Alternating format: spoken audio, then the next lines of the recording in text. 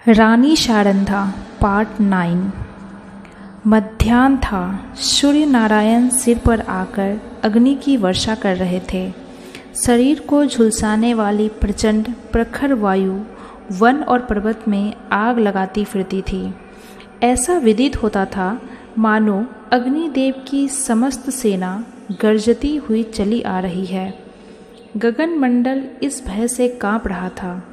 रानी शारंधा घोड़े पर सवार चंपत राय को लिए पश्चिम की तरफ चली जाती थी। ओरछा 10 कोस पीछे छूट चुका था और प्रतिक्षण यह अनुमान स्थिर होता जाता था कि अब हम भय के क्षेत्र से बाहर निकल आए। राजा पालकी में अचेत पड़े हुए थे और कहार पसीने में शरबोर थे। पालकी के पीछे 5 सवार घोड़ा बढ़ाए चले आते थे। प्यास के मारे सबका बुरा हाल था। तालू सूखा जाता था। किसी वृक्ष की छां और कुएं की तलाश में आंखें चारों ओर दौड़ रही थी। अचानक शारंधा ने पीछे की तरफ फिर कर देखा तो उसे सवारों का एक दल आता हुआ दिखाई दिया। उसका माथा ठनका कि अब कुशल नहीं है, यह लोग अवश्य हमारे शत्रु हैं। फिर विचार हुआ कि शायद मेरे राजकुमार अपने आदमियों को लिए हमारी सहायता को आ रहे हैं। नैराश्य में भी आशा साथ नहीं छोड़ती। कई मिनट तक वह इसी आशा और भय की अवस्थिति में रही, यहाँ तक कि दल निकट आ गया और सिपाहियों के वस्त्र साफ नजर आने लगे। रानी ने एक ठंडी सांस ली। उसका शरीर तृणवत कांपने लगा। यह बादशाही सेना के लोग थे। शारंधा ने कहारों से कहा, डोली रोक दो। बुंदेला सिपाहियों ने भी तलवारें खींच ली। राजा की अवस्था बहुत शोचनीय थी, किंतु जैसे दबी हुई आग हवा लगते ही प्रदीप्त हो जाती है, उसी प्रकार इस संकट का ज्ञान होते ही उनके जर्जर शरीर में वीरात्मा चमक उठी। वे पालकी का पर्दा उठाकर बाहर निकल आए। धनुषबाण हाथ में ले लिया, किंतु वह धनुष जो उनके हाथ में इंद्र का ब्रज बन जाता था, इस समय जरा भी न झुका। सिर में चक्कर आया, पैर थर्राए और वे धरती पर गिर पड़े। भावी अमंगल की सूचना मिल गई। उस पंख रहित पक्षी के सदृश जो सांप को अपनी तरफ आते देखकर ऊपर को उचकता और फिर गिर पड़ता है। राजा चंपत राय फिर संभल कर उठे और फिर गिर पड़े। शारंधा ने उन्हें संभाल कर बैठाया और रोकर बोलने की चेष्टा की, परंतु मुख से केवल इतना निकला, प्राणनाथ। इसके आगे मुंह से एक शब्द भी ना निकल सका। आन पर मरने वाली शारंधा इस समय साधारण स्त्रियों की भांति शक्तिहीन हो गई, लेकिन एक अंश तक यह निर्बलता स्त्री जाति को शोभा है।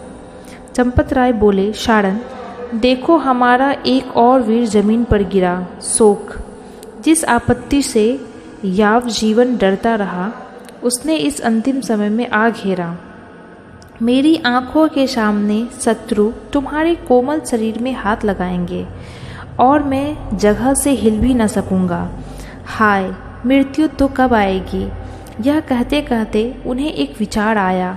तलवार की तरफ हाथ बढ़ाया, मगर हाथों में दम न था। तब शारंधा से बोले, प्रिया, तुमने कितने ही अवसरों पर मेरी आन निभाई है। इतना सुनते ही शारंधा के मुरझाए हुए मुख पर लाली दौड़ पड़ी। आंसू सूख गए।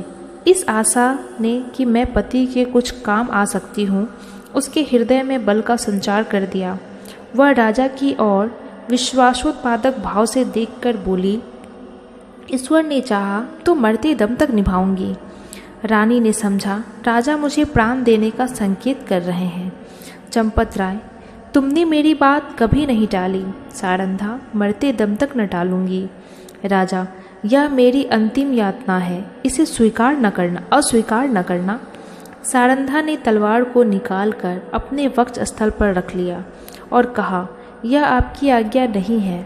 मेरी हार्दिक अभिलाषा है कि मरूं तो यह मस्तक आपके पद कमलों पर हो। चंपत राय, तुमने मेरा मतलब नहीं समझा। क्या तुम मुझे इसलिए शत्रुओं के हाथ में छोड़ जाओगी कि मैं बेड़ियां पहने हुए दिल्ली की गलियों में निंदा का पात्र बनूं? रानी ने जिज्ञासा दृष्टि से राजा को देखा। वह उनका मतलब न समझी। राजा, मैं तुमसे एक वरदान मांगता हूँ। रानी, सहर्ष मांगिए। राजा, यह मेरी अंतिम प्रार्थना है। जो कुछ कहूँगा करोगी? रानी, सिर के बल करूँगी। राजा, देखो तुमने वचन दिया है, इनकार ना करना। रानी काँप कर, आपके कहने की देर है। राजा, अपनी तलवार मेरी छाती में चुभा दो।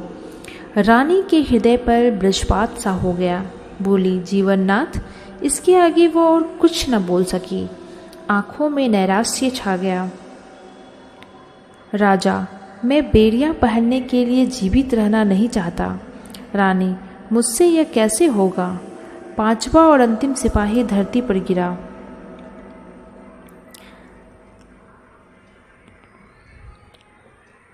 राजा ने झुंझलाकर कहा, इसी जीवन पर आन निभाने का गर्व था। बादशाह के सिपाही राजा की तरफ लपक पड़े। राजा ने नैराश्यपूर्ण भाव से रानी की ओर देखा।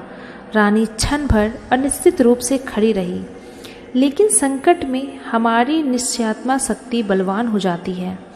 निकट था कि सिपाही लोग राजा को पकड़ ले कि सारंधा ने दामिनी की भांति लपक कर तलवार राजा के हृदय में चुभा दी। प्रेमी की नाव प्रेम के सागर में डूब गई। राजा के हृदय से रुधिर की धारा निकल रही थी, पर चेहरे पर शांति छाई हुई थी।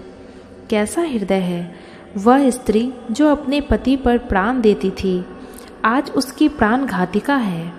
जिस हृदय से आलिंगित होकर उसने यौवन सुख लूटा, जो हृदय उसके अभिलाषाओं का केंद्र था, जो हृदय उसके अभिमान का पोषक था, उसी हृदय को सारंधा की तलवार छेद रही है। किसी स्त्री की तलवार से ऐसा काम हुआ है?